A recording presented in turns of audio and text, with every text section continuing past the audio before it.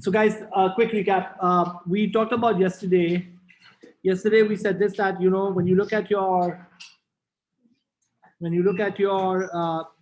consumption and income, right?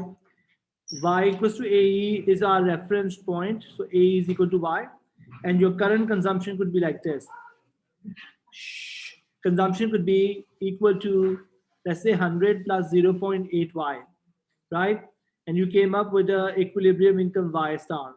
Before Y star, we were borrowing. After Y star, we were saving, right? So this is your AE, which is equal to C right now, right? So in this right now, we're only looking at households. And Y is my current income, what I earn right now, not my old income or past income, what my current income, right? And below this, guys, I'm going to make another diagram. I want you guys to draw this with me, but this is an important diagram to draw. Below this, I'm going to make my saving function, right below this. Okay, so my saving function is like this, my Y is like this. Let's call this Y star, right?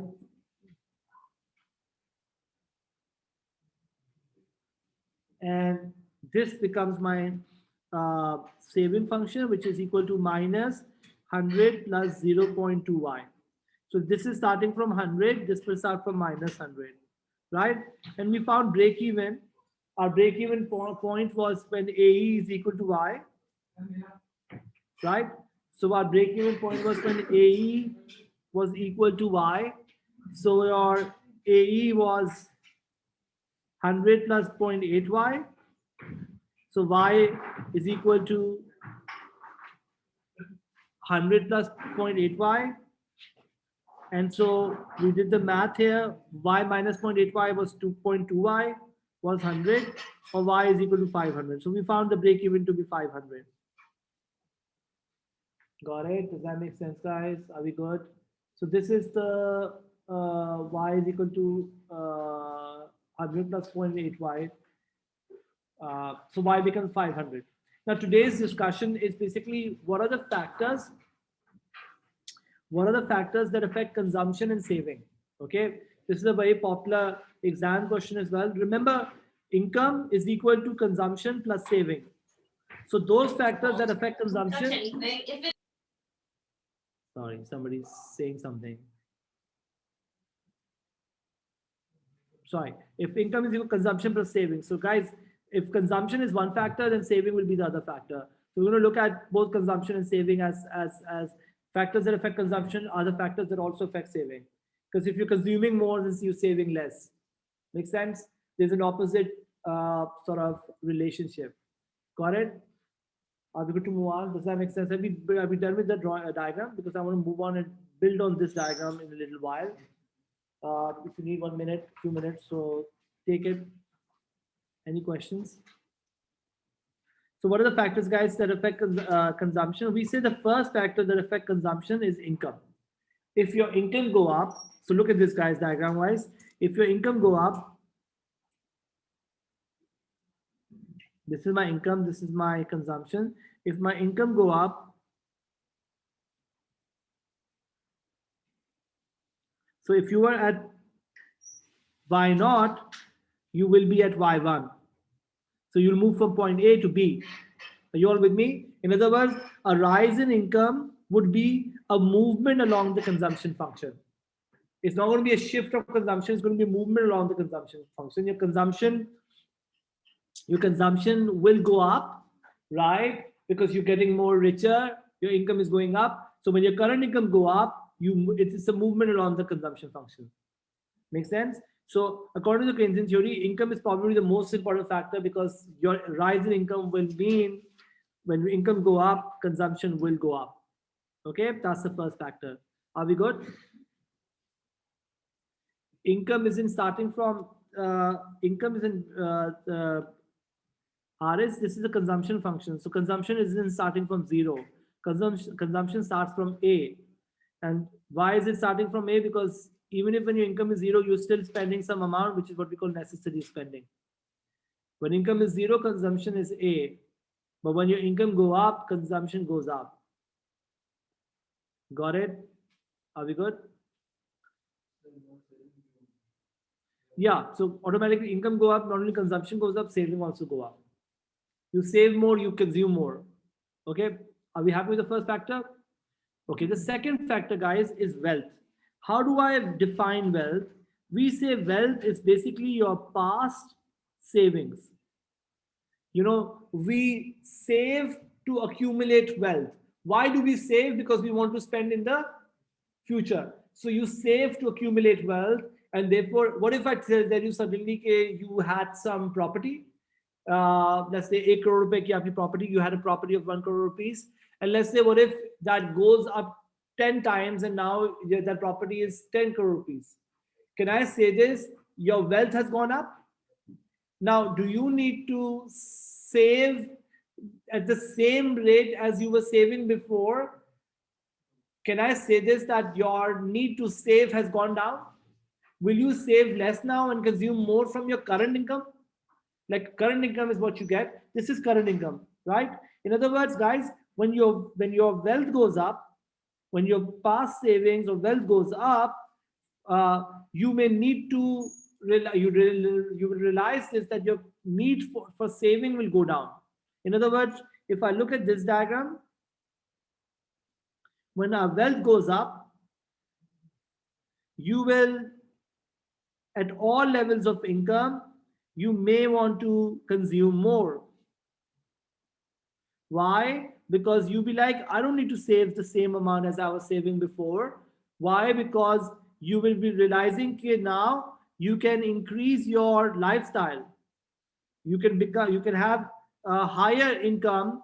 Now you have more wealth, so you don't need to save the same amount. Which means when your wealth goes up, I'm saying this, guys, when your wealth goes up, you will consume more and you will save less. The only reason why you used to save more was because you wanted to save for the future. If suddenly your great grandfather or great grandmother or whatever has given you a like inheritance, will realize that you're a wealthy man. You don't need to save as much from your current income, right? So saving function will now go down. Now you will save less, right? And you will consume more. Do you guys get that? Does that make sense? So what we say, another factor that affect your savings, guys, another factor that affect your consumption could be your wealth. People who suddenly will become more wealthy will consume more and save less. Got it? So consumption will go up at all levels of income and saving will go down at all levels of income. Make sense, guys? Any questions? Are you good? Daniel, you need to have put your can you go silent? Guys, you need to make sure when you're in the class, you need to put your devices on silent. Haris is saying something. Haris is saying, so this would change the proportion of, no, this isn't changing the proportion of 0.8. If had it changed the proportion of 0.8, this slope is the same. 0.8 is the slope, isn't it, guys? Is this line still linear? Right? We are not changing the slope. If there was a change in the slope, MPC and MPS changes, this would not be, this is just a parallel shift. Okay, so we assume your tendency is not changing. What you're assuming is that overall, but in later discussion, Haris, later discussion, it's true, rich people have a different MPC and so on. So one could argue this, that why isn't it just changing MPC and MPS? But we keeping things simple. We are saying you'll just consume more and save less. But in the long run, when you become richer and you realize this, then you may change your MPC and MPS. The tendency may change completely. Right now, this is just a windfall gain, and that's why you're only consuming more and saving less for current income. That's how I'm looking at it. Okay, guys, are we able to move on? So that's the second factor. The third factor, guys, is what if I tell you suddenly consumer confidence go up? Number 3, let's write consumer confidence. What if consumer confidence go up? Let's say you become optimistic about future of the country. You say this, like things are going better for your country, and you've realized is that your future consumption, your future income will be more. Let's say, for example, let's say if I believe my future income will be more, will I save more today or will I save less today? You will save less today, you will spend more. You'll be like, there's no problem to worry about it. I may earn more income in the future, so I don't need to save the same amount that I used to save. So why do you save? You save for the future. And the more bleak or more sort of difficult you feel your future will be, the more you'll save today. But if you feel your future will be brighter, things will be better, if consumer confidence is high, you might want to sort of save less right now. During COVID, a lot of people decided to save more. Why? Because they'll be like, you know what, now is not a time to buy the big car or the big house or invest somewhere, because what if things go bad in the future, right? So consumer confidence, when it's high, we will see consumption to go up and savings to go down. Similar diagram will happen. Make sense, Gaurav? Make sense, everyone? Ekta, make sense? Yeah? Anyone? Questions? Yeah? Are we going to move on? The fourth factor, guys. People online, are we good? Okay. The fourth factor, guys, is distribution of income. How will distribution of income changes things, guys? Let's look at that. So let's say right now my MPC of rich is 0.5 and MPC of the poor is what can be a possible value of MPC for the poor? 0.8. We said this, rich on average are consuming less of their income versus poor, they're consuming more of their income. So what if I make the distribution of income to be more even? Okay. What if it becomes more even? If it becomes more even, this would mean I will take $100 from the poor or from the rich and give it to the poor. If I take money from the rich and give it to the poor, what will happen to my consumption? And the answer is this, multiply this with minus 100. Okay, so take away 100 from the rich and you will see the income will be, the consumption will be going down, the change in consumption will be equal to how much? Minus 100 times 0.5 is equal to 50. 50. What kind of math is this, guys? Minus will go down by 50, right? But you give this 100 to the rich guy or to the poor guy, the consumption will go up by 80. So what will be the change in consumption? Plus 80 minus 50, which means the change in consumption will be 30. So when you give the money from the poor, from the rich to the rich will cut down spending, but not that much. But the poor will take their money and increase consumption by much more. In short, when the distribution of income becomes more fair or more even distribution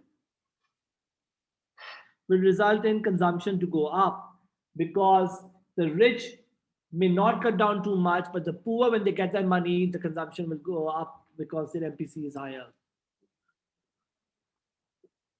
Karan, we said this, that the MPC of the rich is 0.5 and MPC of the poor is 0.8. So I took 100 from the rich and gave it to the poor. When you do that, your distribution of income becomes more even because the rich is getting poorer and the poor is getting richer. So the gap between rich and the poor is going down. So when you do so, you take away 100 from the rich guy, the consumption will change by, because this is MPC, so consumption will change by 50, will fall by 50. But you give it to the poor, the consumption will go up by 0.8 times 100 and 80. So consumption is going up by 80. What's 100? I'm saying I'm just taking money away from the rich and the poor. I gave a 100 number, is a 100 number is easy to calculate. I say income is going down by 100 for the rich and income is going up by 100 for the poor. So I took the money from the rich, gave it to the poor. So that's that 100. So consumption will increase ultimately by 30 because the rich is going to cut down consumption by 50, poor is going to increase consumption by 80, and therefore the net change in consumption is going to be 30. So when the distribution of income becomes more even, consumption will go up. Got it? Does that make sense? Are we good? Any questions, guys? So another factor that affects the distribution. So guys, if the taxes become more progressive, right, in a country, the income distribution will become more fairer. And that could actually ultimately cause poor countries to see actually consumption to go up, because the money will go to the poor who will end up spending it, and therefore you might see the economy to increase. Right now, even the stimulus package that's being given to by the US is targeting the poor people, which would mean MPC for the poor is going to be high, consumption will go up, and the GDP will go up. More make sense? The more consumption will happen, the more GDP will also go up in this case. Then, got it, people? Everyone is that fine? Next factor, guys, is interest rates. You know, interest rates is another factor. Why is interest rate an important factor? Because uh, interest rates can affect both consumption and saving. Guys, R for interest rate. When the interest rate go up, when the interest rate goes up, cost of borrowing, let's make the interest rate go down because we will be consistent with the diagram. If the interest rate goes down, the cost of borrowing will go down. Good job. And also the incentive to save will go, incentive to save will fall, which would mean we will consume more and we will save less. Isn't that true? So another factor is interest rates. If an economy wants to increase consumption, make the interest rate goes down so the consumption goes up. And that will also have the same diagram that we just draw. Make sense? Are we good? You have a question? No? People at home, online, is there any question? Yeah? Okay, awesome. Am I going to move on? Okay, last factor is uh, inflation. And inflation is kind of like a tricky factor because I want to talk about two things. What if you are planning to buy a car in the future and inflation is likely to happen? Will you buy tomorrow or will you buy today? You will buy today. Why? Because tomorrow you might not be able to afford the car. So today is the time to buy, because if you plan to buy, tomorrow will be very expensive, today will be cheaper.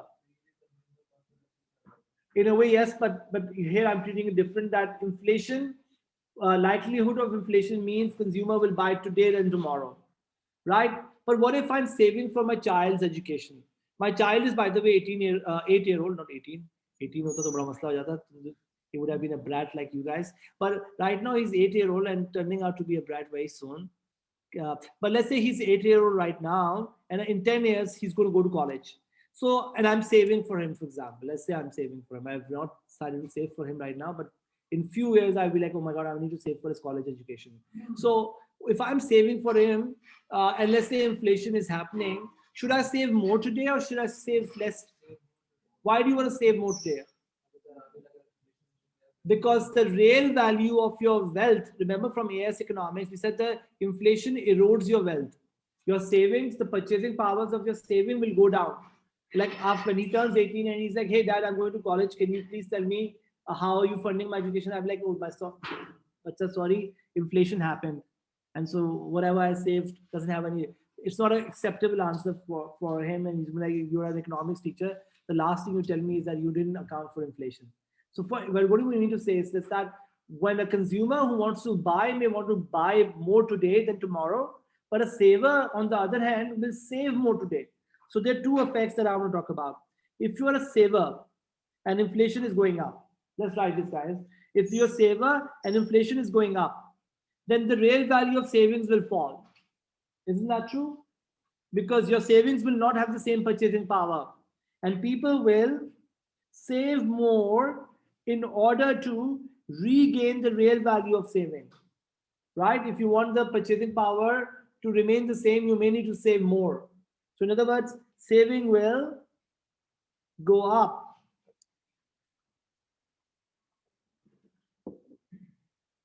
and therefore consumption may go down.